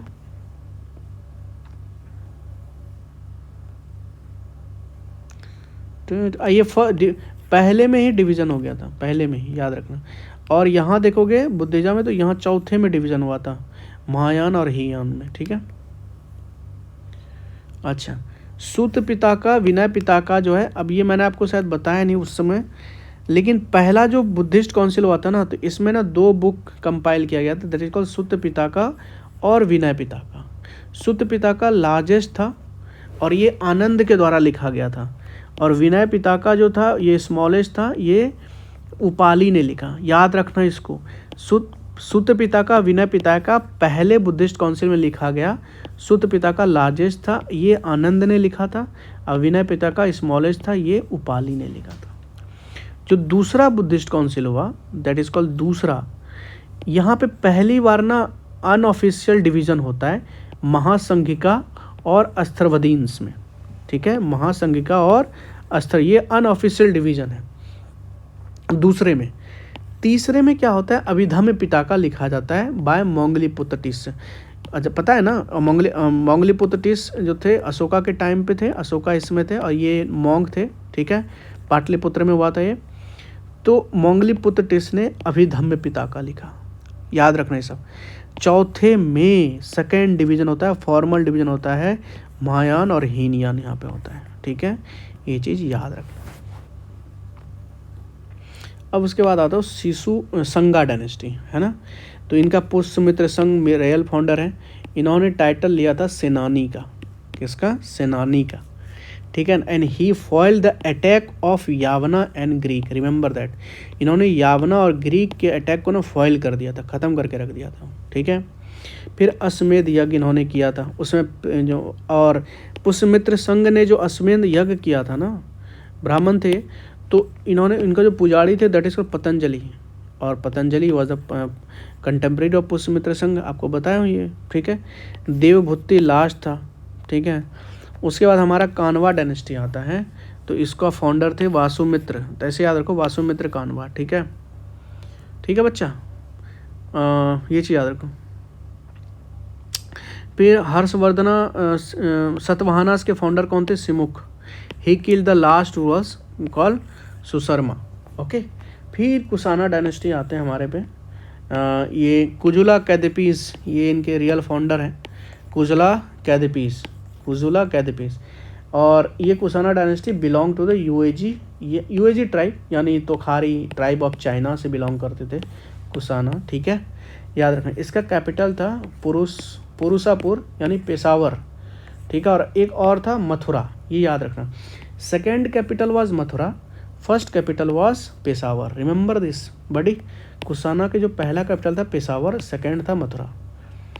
कनिष्क ने कॉन्कर्ड किया था अश्वघोष को फ्रॉम द पाटलिपुत्र को, है ना, ही कॉन्कर्ड अश्वघोष फ्रॉम पाटलिपुत्र, और कनिष्क ने ही साका एरा स्टार्ट किया था आफ्टर डिफीटिंग द वो साकार वर्ल्ड रुद्रदमन, ठीक है, साका एरा, दैट इज 78 AD में पढ़ाया था ये सब आपको एंशिएंट इंडियन हिस्ट्री में, ठीक है। उसके बाद गुप्ता डायनेस्टी पे आइए आप। गुप्ता डायनेस्टी में इनको इस्टेब्लिश किया था श्रीगुप्त ने, is the real founder, Shrigupta founder है भाई। उनके बाद इनका बेटा है घटोत्कच, इन्होंने टाइटल लिया था महाराजा का, किस इसका टाइटल लिया था, महाराजा का, घटोत्कच ने, याद रखना। गुप्ता डायनेस्टी में हर एक ने कोई ना कोई टाइटल लिया है, ठीक है। उसके बाद चंद्रगुप्त फर्स्ट आते हैं, ये C1 का मतलब होता है चंद्रगुप्त फर्स्ट। इनको कहा जाता है ये was the real founder of the Chandragupta, but Shrigupta was the founder. अगर आपको कहा ना रियल फाउंडर आए तो चंद्रगुप्त 1 मारना, ओनली फाउंडर आए तो श्रीगुप्त मारना, ठीक है। इन्होंने टाइटल लिया महाराजा धीराज का। देखो महाराजा का टाइटल किसने लिया था, घटोत्कच ने, ठीक है। महाराजा का टाइटल किसने लिया था, घटोत्कच ने, और घटोत्कच का बेटा था चंद्रगुप्त फर्स्ट। तो चंद्रगुप्त 1 ने क्या लिया था, महाराजा धीराज का, एक वर्ड और आ गया ना, धीराज, तो चंद्रगुप्त 1। चंद्रगुप्त 1 के बाद आते हैं समुद्रगुप्त, अब फिर चंद्रगुप्त 2। तो समुद्रगुप्त के बारे में इन्होंने क्या क्या टाइटल लिया था, इन्होंने टाइटल लिया था प्रकर्मांक का, प्रकर्मांक या अपरित, क्या है यार, अपरातीर्थ, अपरतिरथ है, ठीक है, अपरतिरथ, और ये है पराक्रमांक का, ये 2 टाइटल इन्होंने लिया था। समुद्रगुप्त को ना कविराज भी बोला था, द ग्रेट फाउंडर ऑफ, ठीक है, समुद्रगुप्त को कविराज भी बोलते हैं, ठीक है। और वैष्णवा रिलीजन इनके समय बड़ा फ्लोरिश किया, ठीक है। उसके बाद जो लास्ट रूलर्स थे दैट इज रामगुप्त, नहीं सॉरी, लास्ट रूलर नहीं है, रामगुप्त उसके बाद आए, बट इनको ना मार दिया चंद्रगुप्त 2 ने, was the brother of Chandragupta 2, Chandragupta 2 ने इनको मार दिया और गद्दी को हटाया किसने, चंद्रगुप्त 2 ने, C2। और अब इन्होंने क्या टाइटल लिया, विक्रमादित्य का। अब मैं फिर से रिकलेक्ट करवा देता हूँ। घटोत्कच ने लिया था महाराजा का, चंद्रगुप्त 1 ने लिया था महाराजा धीराज का, ठीक है, समझ रहे हो। फिर समुद्रगुप्त ने लिया था पराक्रमांक का या अपरतिरथ का। उसके बाद चंद्रगुप्त 2 ने क्या लिया, विक्रमादित्य का, आफ्टर डिफीटिंग द साकास, याद रखना।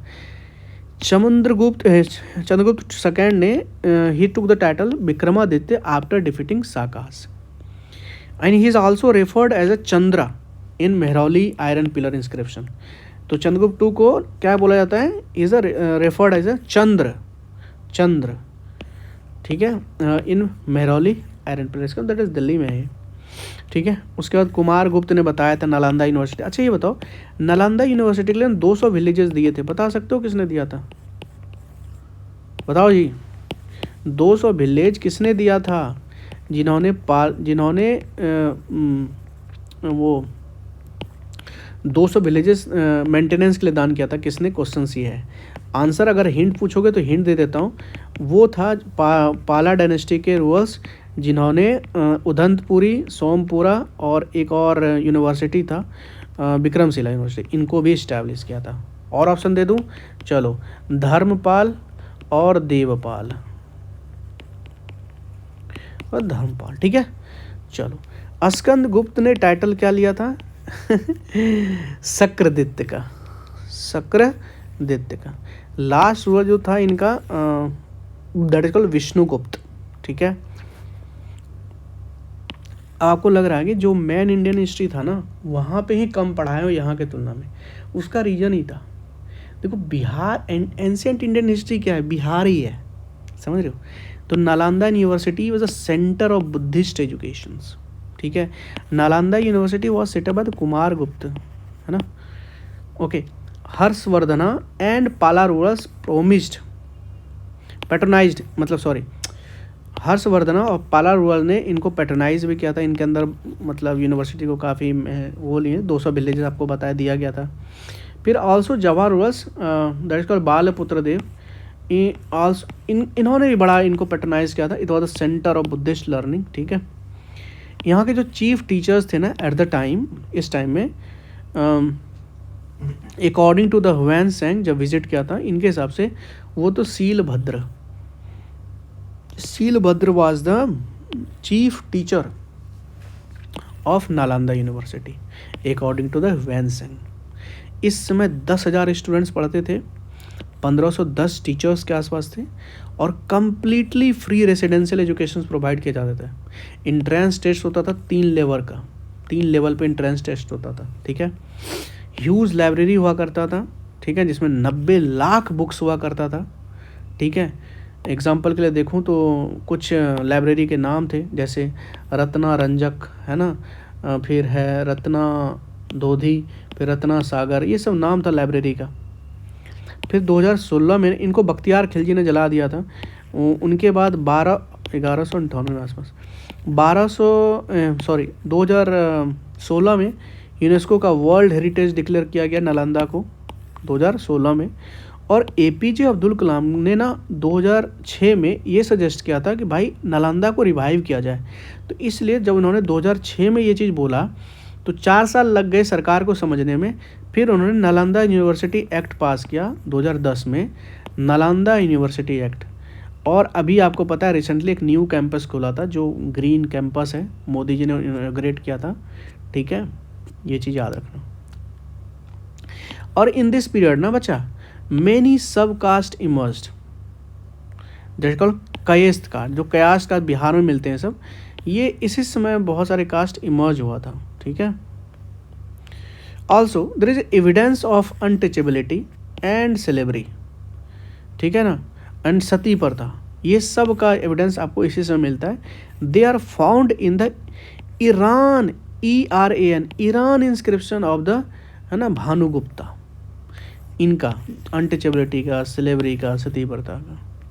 और ये जो VA स्मिथ है ना, इन्होंने जो VA स्मिथ है भाई साहब, इन्होंने बोला था गुप्ता पीरियड को as a golden period, Gupta period को एज ए गोल्डन पीरियड बताया, ठीक है, याद रखना।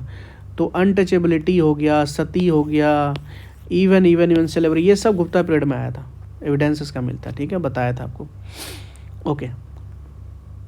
गोपाल ने उदंतपुरी यूनिवर्सिटी का, बिहार शरीफ में उदंतपुरी है, वहाँ इस्टेब्लिश किया था, गोपाल ने भी बताया था आपको। इवन सोमपुरा, उदंत, वो सब, सोमपुरा, विक्रमशिला, सब इन्होंने ही किया था। फिर इनके बाद धर्मपाला आया गोपाला के बाद। ही इस्टेब्लिश विक्रमशिला यूनिवर्सिटी, भागलपुर में है, ये धर्मपाल ने किया था। एंड याद रखना, थोड़ा सा आई थिंक कन्फ्यूज़न है, गोपाला ने ना इस्टेब्लिश किया था उदंतपुरी डायनेस्टी को, गोपाला ने, और धर्मपाल ने विक्रमशिला यूनिवर्सिटी को इस्टेब्लिश किया था, और नालंदा को किसने किया था? कुमारगुप्त ने, याद रखना इसको। तो पाला डायनेस्टी ने 2 यूनिवर्सिटी बिहार में बनाए। धर्मपाल ने विक्रमशिला और गोपाल ने उदंतपुरी। बड़ा कन्फ्यूज़न है, कुछ करते हैं इसके लिए। विक्रमशिला,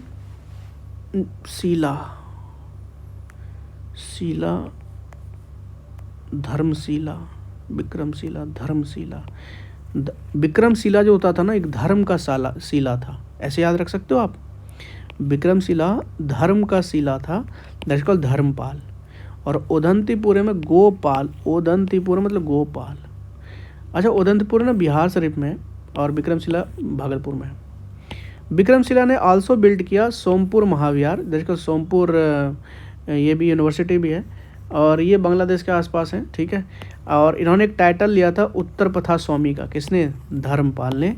ही टुक द टाइटल उत्तर प्रथा स्वामी। उसके बाद देवपाल आए। He made Munger has as capital, याद रखो। इन्होंने ना मुंगेर को कैपिटल बना दिया था, देवपाल ने। किसने?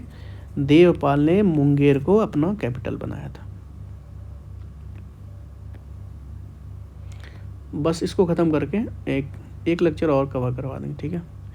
Devpal donated 5 villages to the Balaputradeva. देखो ये देवपाल ने ना, एक्चुअली क्या हुआ था, एक ना शैलेंद्र डायनेस्टी है जो जावा का है, तो वहाँ के जो रूलर्स ने थे इनको रिक्वेस्ट किया देवपाल को कि मुझे ना थोड़ा ज़मीन दीजिए, मैं यहाँ पे ना बिहार बनाना चाहता हूँ, ठीक है, नालंदा में। तो उनको बस 5 विलेजेस दिए, किसको? बालपुत्र देव को। And Balaputradeva was the rulers of the Java from Shailendra dynasty, याद रखना। देवपाल, ये इंपॉर्टेंट फैक्ट है भैया।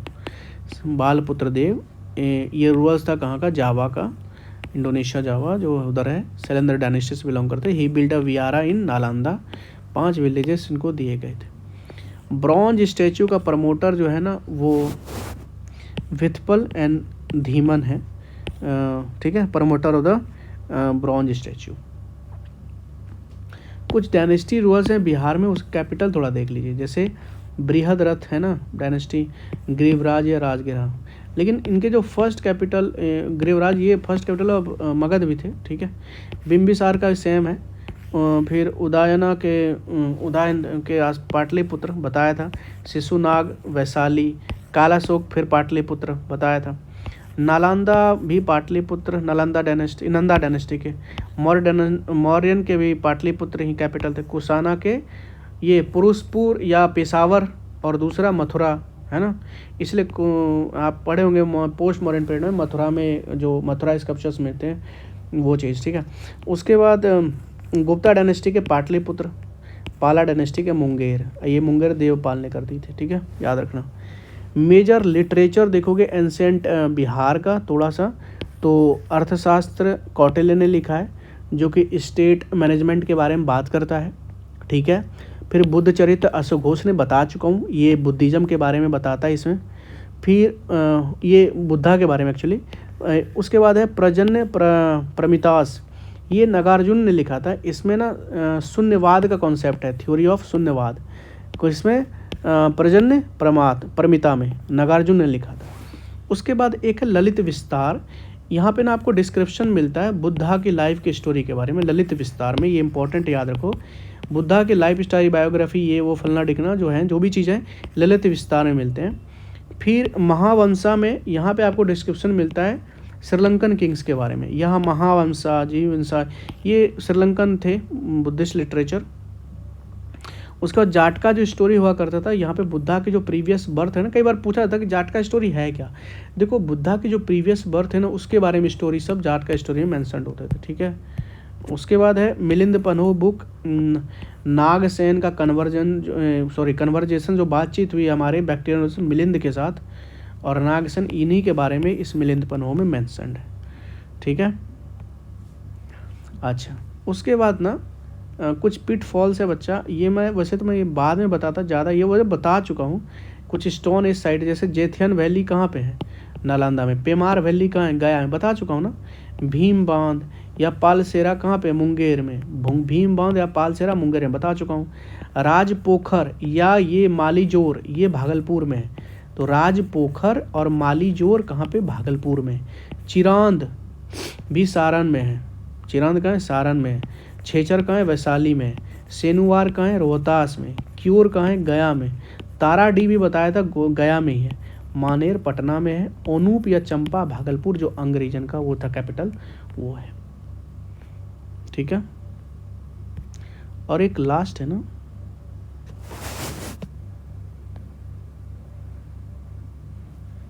लास्ट है क्या, कितना हो गया यार, बाप रे, आपको 9 पेज पढ़ा दिया क्या मैंने? ओ गॉड, देखने दो यार, 7 पेज पढ़ा दिया, 1 पढ़ा दिया, 2, ये 2, अच्छा 2 पेज, एक ही पेज है यार, गॉट इट, अच्छा ठीक है, पढ़ा दिया पढ़ा दिया पढ़ा दिया, लास्ट है, चलो ख़त्म ही कर देते हैं, ठीक है। 10-15 मिनट लगेगा, देख लो। 84 पिलर, 84 पिलर का जो एक हॉल है, मैं इसको थोड़ा जूम कर लेता हूँ। 84 पिलर का जो हॉल है ना बच्चा, वो कुम्हरार पटना में मिलता है, याद रखना इसको। ये सब पीट फॉल्स बता रहा हूँ, ख़त्म हो चुका है लेकिन थोड़ा बहुत पीट फॉल्स है वो बता रहा हूँ। इनको एक्सकेवेट किया था, इनको खोद के किसने निकाला था? स्पूनर ने, आल्टेकर और मिश्रा साहब ने। स्पूनर, आल्टेकर और मिश्रा ने ये 84 पिलर हॉल कुम्हरार जो पटना में मिलता है, ये एक मौर्यन साइट्स है, remember this. Copper plate inscription, ठीक है, ये लैंड चार्टर रिटर्न है ना, ये बेसिकली आपको everything you will get to know about the Pala dynasty, Bihar का कॉपर प्लेट इंस्क्रिप्शन। ये आपको कहाँ मिलता है? नालंदा में, ठीक है, एक्चुअली जेथियन वैली सब में, तो इनके बारे में आपको धर्मपाल किंग के बारे में पता लगता है। फिर नालंदा प्लस मुंगेर में जो आपको कॉपर प्लेट इंस्क्रिप्शन मिलते हैं, उनके बारे में आपको देवपाल के बारे में पता लगता है। देखो फिर समझाता हूँ, नालंदा में जो कॉपर प्लेट इंस्क्रिप्शन मिला है उससे आपको धर्मपाल के बारे में पता लगेगा। मुंगेर वगैरह सब में जो मिला है वो आपको देवपाल के बारे में। अब भागलपुर में जो मिला है वो नारायण पाल के बारे में, थोड़ा सा वो है बट आपको याद रखना पड़ेगा। नारायण जी भागलपुर से बिलोंग करते थे, जैसे नारायण। फिर मुंगेर में आपको देव, पर धर्मपाल नालंदा में, ठीक है। विष्णु पुराण में आपको मौर्यन डायनेस्टी के बारे में पता चलता है। वायु पुराण में गुप्ता के बारे में, और मत्स्य पुराण में मत्स्य डायनेस्टी के बारे में। तो मत्स्य पुराण में मत्स्य डायनेस्टी, तो ये तो याद हो जाएगा। वायु पुराण में ना गुप्ता के बारे में पता लगता है। अब विष्णु जी क्योंकि बड़ा वो है तो इसको मौर्यन डायनेस्टी से थोड़ा रिलेट कर लो, ठीक है। फिर एक है 3 पिलर इंस्क्रिप्शन है अशोका के, थोड़ा देखो। एक है लौरिया अरारेज जो कि ईस्ट चंपारण में है, लौरिया अरारेज, ये पिलर इंस्क्रिप्शन है। और अभी बताता हूँ यहाँ पे एक चीज़ और। फिर एक लौरिया नंदनगढ़, ठीक है, लौरिया नंदनगढ़ जो आपको वेस्ट चंपारण में मिलेगा। एक है रामपुरवा, यहाँ पे आपको आई थिंक ये भी आपको वेस्ट चंपारण मिलेगा, ठीक है। तो रामपुरवा में जो एडॉज्ड एनिमल है दैट इज कॉल्ड बुल, ठीक है, क्या है? बुल है, ठीक है बच्चा, ये चीज़ याद रखो, बुल है। रामपुरवा में क्या है? बुल है। उसके बाद लौरिया नंदनगढ़ में लायंस है, क्या है? लौरिया नंदनगढ़। और एक है लौरिया अरारेज, तो लौरिया अरारेज का एडॉज्ड एनिमल कौन है? ये थोड़ा एक बार मैं देख लेता हूँ लौरिया अरारेज का, मैं कंफ्यूज हूँ। एडॉज्ड एनिमल इन लौरिया अरारेज, कंफ्यूज हूँ थोड़ा सा, वो है कि नहीं है, बट एक बार चेक कर लेता हूँ। आई थिंक यहाँ होगा भी नहीं होगा, वो भी दिक्कत है, एक बार देख लेता हूँ, एक second. The column at Lauriya Nandangarh line, ये तो लौरिया अरारेज के बारे में बताइए सर।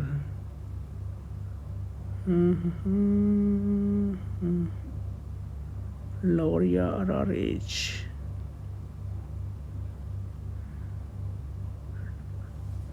अरे यार मिल नहीं रहा है, चलो टाइम बर्बाद हो रहा है, आपको होमवर्क दे रहा हूँ, ठीक है। लौरिया अरारेज में कौन सा ऊपर पिलर के ऊपर कौन सा एनिमल है, ठीक है। यहाँ तो लायन है, इतना पता है। अच्छा, सारनाथ पिलर इंस्क्रिप्शन वहाँ पे कुछ कोई नहीं है, रामपुरवा में बुल है, ठीक है। अच्छा, बिहार एट ए ग्लांस को थोड़ा सा और कंटिन्यू कर देते हैं, ठीक है, हो चुका है ख़त्म। पटना जो है bounded by the 9 district, you know that. Patna जो बीच में है ये कितने डिस्ट्रिक्ट से घिरा हुआ है? 9 डिस्ट्रिक्ट से घिरा है, ठीक है, याद रखना इसको। मैथिली लैंग्वेज जो है ना सबसे ज़्यादा बोला जाता है, मैक्सिमम स्पोकन। और ये मैथिली लैंग्वेज को ना 8 शेड्यूल में, एक बार क्या हुआ था, कई बार होता है, देखो 7 शेड्यूल में ना वो है लिस्ट के बारे में, ठीक है, जैसे union list, state list, concurrent list. 8 में ना लैंग्वेज है, ये याद रखना यार, बहुत लोग कन्फ्यूज आते हैं यहाँ पे। तो 92वें कॉन्स्टिट्यूशनल अमेंडमेंट हुआ था 2003 में, इसके बाद से मैथिली लैंग्वेज को कॉन्स्टिट्यूशनल लैंग्वेज बनाया गया, शेड्यूल में डाला गया, ठीक है। अच्छा, ये हो गया। फिर लॉर्ड हार्डिंगे, देखो ध्यान से सुनो, लॉर्ड हार्डिंगे तो foundation stone of high court building of Patna इन्होंने रखा था। मतलब अभी जो हाई कोर्ट पटना का बिल्डिंग है ना, उनका फाउंडेशन स्टोन किसने रखा था? लॉर्ड हार्डिंगे ने रखा था 1 दिसंबर 1913 को। एंड लेटर इस्टेब्लिश्ड इन 3 फरवरी 1916। तो इसलिए 3 फरवरी 1916 को इस्टेब्लिश हुआ था। और इनका जो पहला चीफ जस्टिस था ना यहाँ के हाई कोर्ट के, तो that is called sir Edward Chams Chamier. तो हम तो बस चैमियर ही याद रखते, चैमियर साहब थे पहला chief justice Bihar high court के। इनकी फाउंडेशन स्टोन लॉर्ड हार्डिंगे ने रखा था 1 दिसंबर 1913 को, और इस्टेब्लिश हुआ था वो 3 फरवरी 1916 को हुआ था, 3 साल बाद। जज तो अभी जो जज देखोगे 34 जजेस हैं भाई, सैंक्शनड हमारे जो जज हैं पटना में वो 53 है, लेकिन अभी 34 हैं, दैट इज कॉल्ड 33+1, एक चीफ जस्टिस वहाँ। करंट चीफ जस्टिस थोड़ा देख लेना कौन है ना, याद नहीं है फिलहाल मुझे, लेट मी याद करने दो, देख लेना यार कौन है। बिहार का जो, बिहार देखो वर्ल्ड में पहले नंबर पे। फर्स्ट योगा यूनिवर्सिटी कहाँ मिलेगा आपको? वर्ल्ड की बात बता रहा हूँ, बिहार पूरे वर्ल्ड में बता रहा हूँ, स्टैंडिंग बाद। पहला yoga university of the world कहाँ खुला है? मुंगेर में, याद रखो। हाईएस्ट बुद्ध स्तूपा कहाँ मिलेगा? केसरिया स्तूपा, चंपारण मिलेंगे, ठीक है। फर्स्ट मैथमेटिशियन कौन है? आर्यभट्ट, ठीक है, ये सब बिहार से हैं। फर्स्ट यूनिवर्सिटी क्या है? Nalanda university. First democratic Republic कौन है? वज्जी, पता है आपको। यूनेस्को वर्ल्ड हेरिटेज साइट 2 है यहाँ पे, एक है महाबोधि टेम्पल कॉम्प्लेक्स गया में, जो 2002 में डिक्लेयर हुआ था, महाबोधि टेम्पल कॉम्प्लेक्स। 2016 में आपको बताया था नालंदा महाविहार हुआ था, याद है। उसके बाद कुछ न्यूज़पेपर देखो, पहला हिंदी न्यूज़पेपर, इंग्लिश से देखेंगे तो हिंदी न्यूज़पेपर में डेली जो चलने वाला था दैट इज़ कॉल्ड सर्व हितैषी। अब देखो एक बात हो, सर्व हितैषी है, सबका ध्यान रखना पड़ेगा, तो रोज़ रखना पड़ेगा ना, तो ये डेली वाला है। अब बिहार बंधु है तो ठीक है, वीकली चलाओ, कोई दिक्कत नहीं है, बिहार बंधु, ठीक है। इंग्लिश में डेली चलाना है तो सर्च लाइट, लाइट बाई रोज देना पड़ेगा ना, लाइट आपको तो गर्मी से परेशान हो, तो सर्च लाइट डेली था, और बिहार हेराल्ड था वो वीकली था, ऐसे याद रखो, ठीक है। बिहार से टोटल 4 रेसिपिएंट हैं बिहार भारत रत्न के। तो पहले हमारे डॉक्टर राजेंद्र प्रसाद थे, ठीक है, इनको 1962 में मिला था, और ये सिवान डिस्ट्रिक्ट से थे, ठीक है। जीरादेवी विलेज का नाम है, जीरादेवी विलेज, सिवान डिस्ट्रिक्ट, बिहार से। दूसरा थे जेपी साहब, जेपी नारायण, इनको 1999 में मिला, ये सिताब दियारा से बिलोंग करते थे, सारण के। देखो राजेंद्र प्रसाद सिवान के जीरादेवी से, जेपी जी सारण के सिताब दियारा से। उस्ताद बिस्मिल्लाह खां को उनको 2001 में मिला, ठीक है। ये बक्सर से, डुमराव गांव है इनका, बक्सर से हैं ये, ठीक है। फिर कपूरी ठाकुर जी को अभी रिसेंटली 2024 में मिला। और कपूरी ठाकुर ना नाई फैमिली से बिलोंग करते थे, नाई मतलब जो बाल वाल काटते हैं, ठीक है। और ये पितुंजिया विलेज है, कपूरी ग्राम, अब उनका नाम चेंज करके कर दिया गया है, ठीक है, समस्तीपुर में, ठीक है, ये समस्तीपुर से है। अच्छा, कुछ अल्टरनेटिव नेम है पर्सनालिटी का, वो देख लीजिए। जैसे वैसे तो ये मिसलेनियस में आता है, बट कोई नहीं। जेपी साहब को, जयप्रकाश नारायण को लोक नायक बोलते हैं, इन्होंने संपूर्ण क्रांति चलाई थी। उसके बाद राजेंद्र प्रसाद, टोटल रिवॉल्यूशन जो कह रहे हो तो जेपी ने चलाई थी। फिर राजेंद्र प्रसाद साहब को बोला जाता है देश रत्न या अजात शत्रु, रिमेंबर दैट, देश रत्न या अजात शत्रु राजेंद्र प्रसाद को बोला जाता है। लोक नायक जेपी साहब को बोला जाता है। और ये जो पहला सीएम थे श्री कृष्णा सिंह, इनको बिहार केसरी कहा जाता है, ठीक है। रामधारी सिंह दिनकर को राष्ट्र कवि, कपूरी ठाकुर को जननायक, देखो एक है लोक नायक, लोक नायक जेपी साहब, लेकिन कपूरी ठाकुर जननायक है, ठीक है। विद्यापति जी को महाकवि या मैथिली कोकिल कहा जाता है, ठीक है, याद रखिए।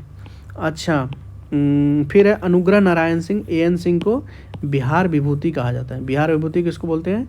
अनुग्रह नारायण सिंह को, ठीक है। उसके बाद वैद्यनाथ मिश्रा जी को क्या बोला जाता है, इनको बाबा या नागार्जुना के नाम से जानते हैं। वैद्यनाथ मिश्रा को इनको बाबा या नागार्जुना से। उसके बाद बाबू जगजीवन राम को इनको बाबू जी के नाम से पुकारते हैं। तो this is all about the ancient history of Bihar complete, ठीक है। अब मैं आपको करवाऊंगा इसके बाद medieval history of India and then medieval history of Bihar. Okay बच्चे, आई होप कि आपको समझ में आ रहा होगा, ठीक है। 2-3 बार लेक्चर्स देख लीजिए, PDF पढ़ लीजिए, सब चीज़ याद हो जाएगा। ध्यान रखिए अपना। This is Suraj Shah signing off. जय हिंद, वंदे मातरम।